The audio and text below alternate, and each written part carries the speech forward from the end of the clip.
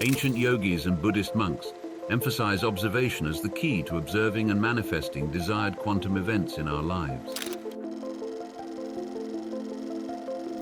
Positive attitudes lead to a more positive lifeline, while negative attitudes cause unpleasant outcomes. Understanding energy flow is crucial for addressing feelings of trappedness in life. Energy stagnation occurs when the focus is not directed, affecting our problems. Polar attention can turn problems into solutions, drawing one thing while repelling another. It is critical to recognize that life does not care whether our attention is positive or negative. It reacts to the focus of our attention. If we have a negative attitude about something and believe that it is harmful, then something unpleasant will happen. Attention, divided into polar and non-polar attention, can attract and repel reality.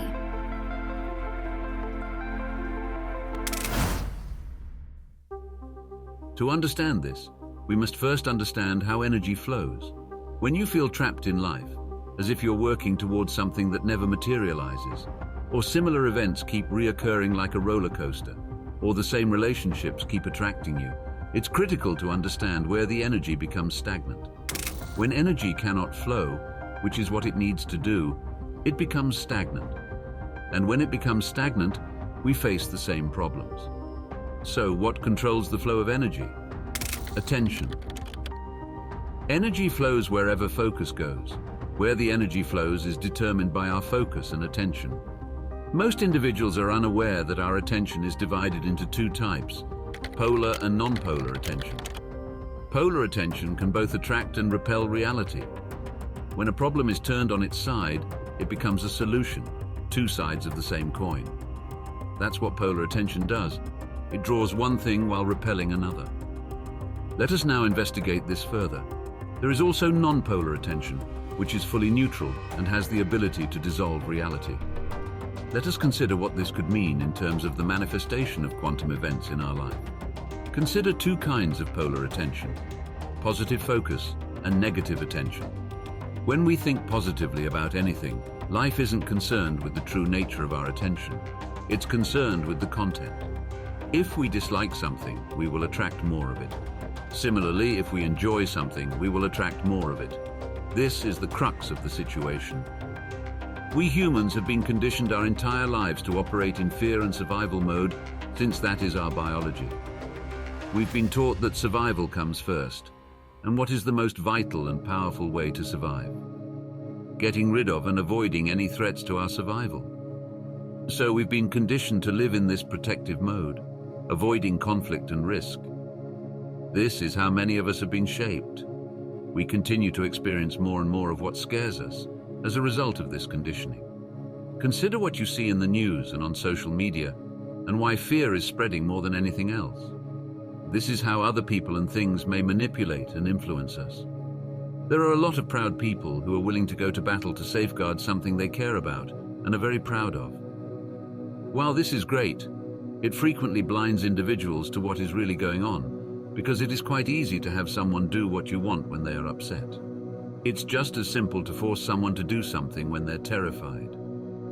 So fear, wrath, and pride are the states in which society traps us, focusing our attention on what causes us to act in ways we don't necessarily want to. Because they are holding on to prior traumas, most people continue to have the same types of relationships again and again. Their concentration is primarily on avoiding the type of connection they had previously, which is why they continue to attract the same type of relationship and partner. Most people are traumatized by an occurrence and are concerned that they have not processed it properly. This is when non-polar or neutral attention comes into play. But we'll get to that in a minute. For the time being, we must recognize that there are two sorts of attention: positive and negative. Life is solely concerned with the content of our attention, with what we focus on more.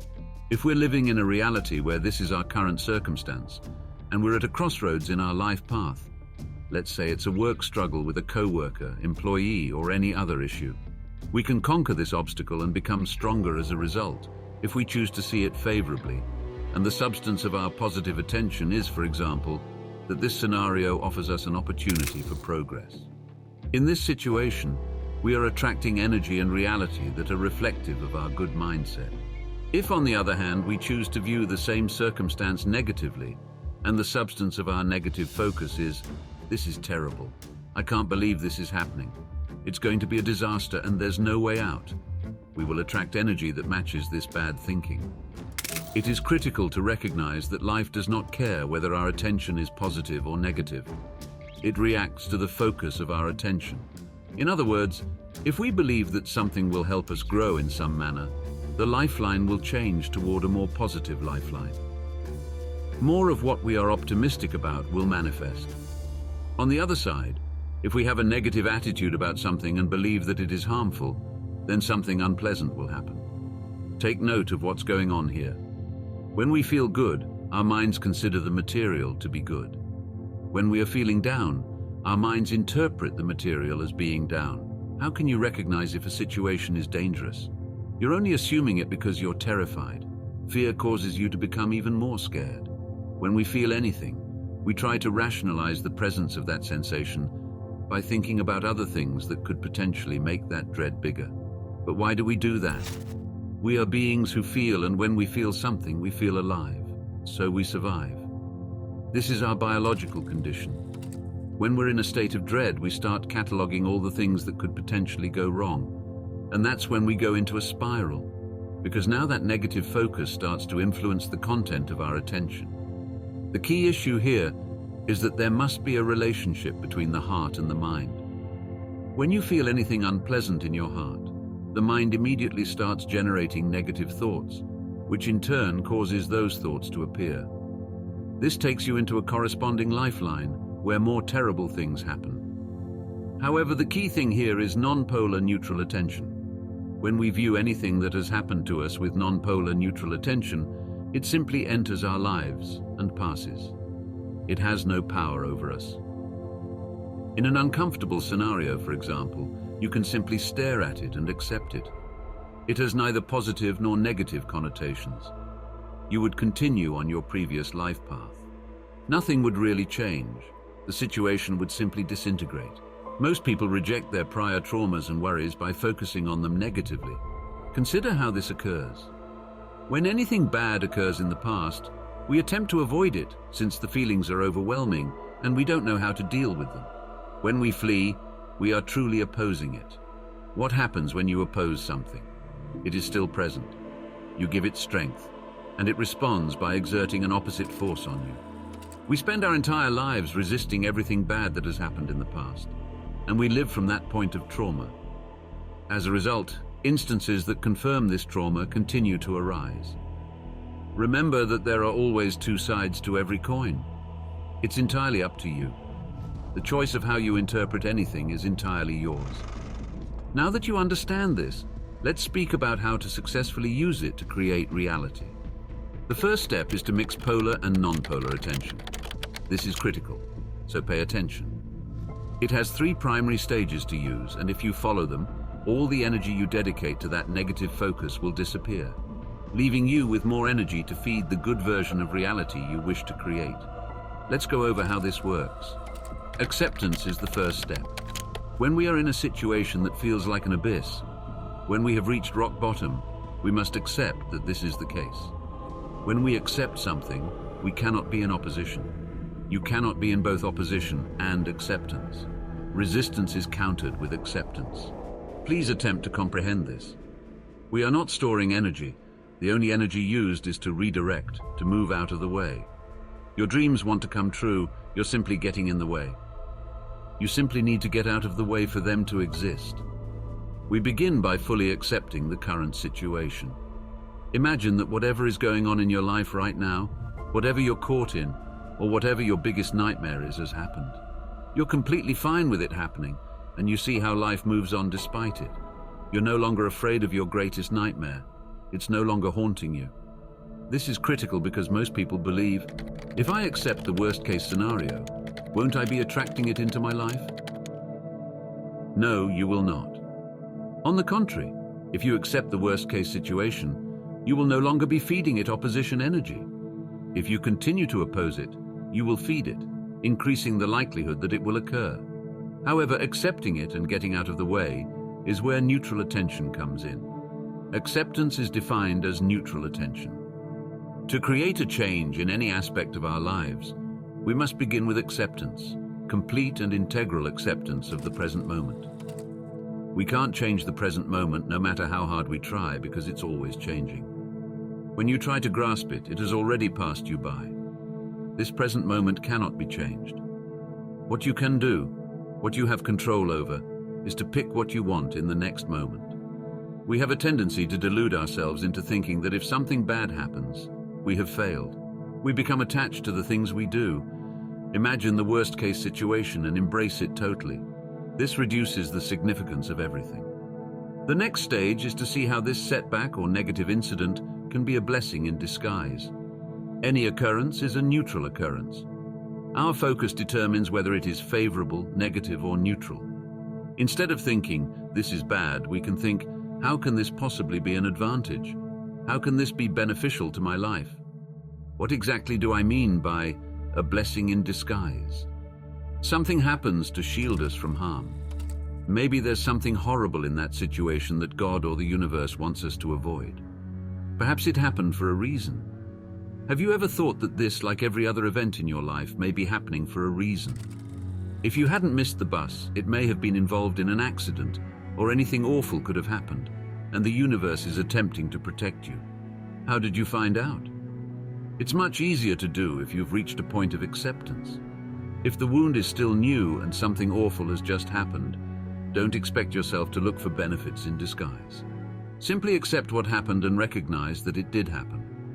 When you've reached a more neutral condition, you can consider how this could potentially be positive. The third step is to keep refocusing our attention on what we want. If I'm in a condition of complete equanimity and acceptance, my attention will be free to pick whatever I want. When you get really proficient at this, you will be unstoppable. Nothing can stand in your way. This process decides which life route you choose, which quantum event manifests, and which quantum event you encounter. And it all boils down to your focus. There's a reason why many ancient cultures and religions talk about paying attention to something, observing something, and being in a state of observation. Both are combined here.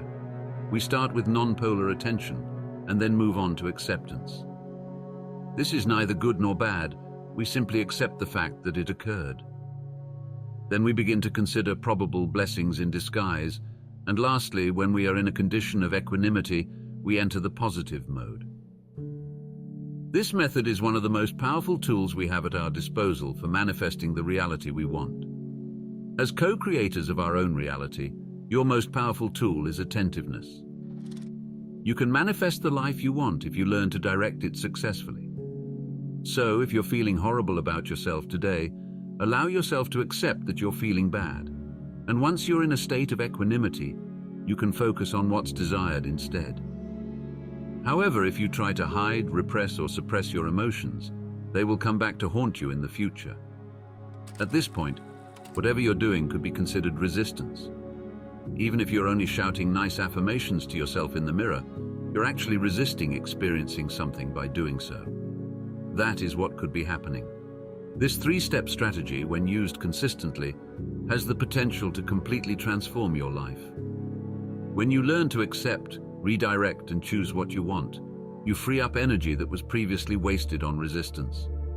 You are effectively using your focus to create the reality you desire. Remember that accepting does not mean resigning yourself to defeat, but rather acknowledging the current reality. Our vision gets clearer in this position of acceptance, and the path to what we want becomes clearer. When we accept the worst-case situation, we free up the energy that was previously spent resisting it, and our attention becomes the driving force for change. We shift our attention to what we want, and reality adjusts in response. We have the potential to select our path, create our experiences, and determine our destinies because we are co-creators of our own reality. True transformation occurs when we choose to focus our attention on what is truly important in our lives. Move forth with purpose and confidence, since you are the architect of your own future. Thank you for joining me on this adventure. If you found this video helpful, please like and subscribe to our channel. Share it with others so they may benefit from it. and leave a comment below giving your views, reflections, and experiences. Thank you for watching and joining me again. Take care, and I'll see you soon.